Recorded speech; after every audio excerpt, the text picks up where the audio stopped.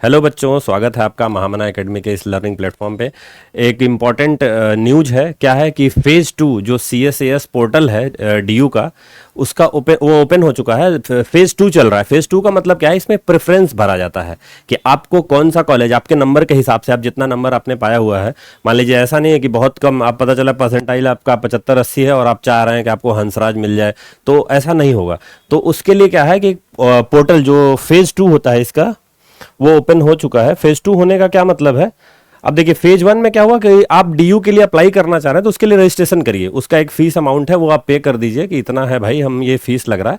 इसको हमने एप्लीकेशन पे जाके, उनके वेबसाइट पे जाके वहाँ रजिस्ट्रेशन किया और हमने उसको भर दिया। अब नेक्स्ट देखिए कि नेक्स्ट क्या है। फेज 2, फेज 2 का क्या मतलब है ना, कि जितना भी वहां कॉलेज अफिलिएटेड है DU से, जो भी कॉलेज है, उन सब का एक प्रेफरेंस आप देखिए, अपने हिसाब से उसको डिसाइड करिए कौन सा भरना है। अभी हम लोग डिटेल बताएंगे BSc के लिए, BA के लिए और BCom के लिए कि कौन सा कॉलेज आपको एक बेस्ट होगा, जो टॉप कॉलेज से लेके नीचे तक। मतलब ऐसा भी नहीं है कि नंबर कम आया है तो हम ये सोचे कि नहीं नहीं अब हमारा कुछ नहीं हो सकता, छोड़ दीजिए। नहीं, नंबर कम आया है फिर भी आप क्या करिए, काउंसलिंग कराइए। DU में पता है कि नॉर्थ कैंपस और साउथ कैंपस, तो इसमें क्या होता है ना कि जो साउथ कैंपस है वहां पे कट ऑफ कम जाती है, तो वहां का कट ऑफ कम होता है। नॉर्थ कैंपस का क्या होता है कि कट ऑफ थोड़ा ज्यादा रहता है, तो जहां कम जाता है उस एरिया में आप जाके एडमिशन ले लीजिए। ऐसा नहीं है, और ईयर ड्रॉप लेना या छोड़ना वो सब ठीक नहीं है।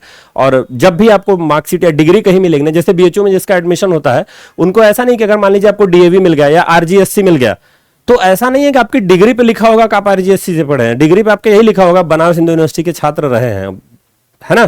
तो उसमें बहुत ज्यादा सोचना नहीं है। अब इसके साथ साथ देखिए एक और चीज यहां पे क्या है, सीट एलोकेशन जो होगा वो फेज 3 में, अभी रिजल्ट आ चुका है, तो जब आप प्रेफरेंस भरेंगे इसके बाद सीट एलोकेशन होगा आपका, और फिर आपको सीट मिलेगी, कौन सी सीट किसको कहां पे मिल रहा है। फिर उसके बाद होता है सेकंड राउंड की जो काउंसलिंग होती है कि कितना इतनों को मिल गया, ये सीट खाली रह गई, फिर इनको बाद में मिलेगा, इस तरीके से है। अब जो BFA वाले हैं उनके लिए देखिए फीस थोड़ा अंतर है, उसका कोई ऐसा इशू नहीं है।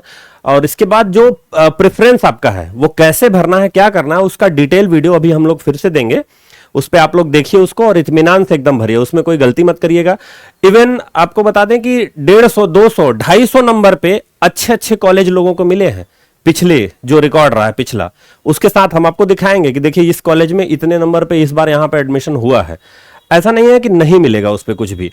हाँ, जरूर यह है कि हर बार का नियम और कानून अलग हो जाता है, क्योंकि क्या है, अभी मान लीजिए कि कोई अवेयर नहीं था, जैसे जैसे एग्जाम का ईयर बढ़ता जा रहा है वैसे वैसे कट ऑफ बढ़ता जाएगा, क्योंकि क्या है, अवेयरनेस वो बढ़ती जाएगी, सोशल मीडिया भी है, बहुत सारा कुछ है, और इन सबसे लोगों को पता चला। लेकिन अभी भी बहुत कमी है। बहुत सारे लोग, मतलब जब से रिजल्ट आया है, मेरे मैसेज का मुझे सबसे ज्यादा रिप्लाई इसी का करना पड़ता है, सर इतना नंबर है, एडमिशन कहाँ होगा।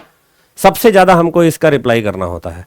पिछले 3-4 दिनों से जब से रिजल्ट आया यही चल रहा है। तो आप लोग एकदम लगातार लगे रहिए और काउंसलिंग जरूर कराइए। और केवल ऐसा नहीं है कि BHU और DU दो ही यूनिवर्सिटी है, बहुत सारी सेंट्रल यूनिवर्सिटी है। उसका लिस्ट आप देख लीजिए, उसके हिसाब से, जैसे BBAU लखनऊ में है, वो भी एक अच्छी यूनिवर्सिटी है। AU हो गया, इलाहाबाद यूनिवर्सिटी, हैदराबाद यूनिवर्सिटी हो गया। उसके बाद जितनी सेंट्रल यूनिवर्सिटी है, CU, जितनी सेंट्रल यूनिवर्सिटी है, उन सब में भी आप अप्लाई कर सकते हैं। देखिए किसका लिस्ट है, किसमें कौन सा कोर्स है, किसके लिए आप जाना चाहते हैं, है ना। तो एक को पकड़ के मत बैठिएगा कि केवल बस यही है और कुछ नहीं है। ठीक है, बहुत बहुत धन्यवाद।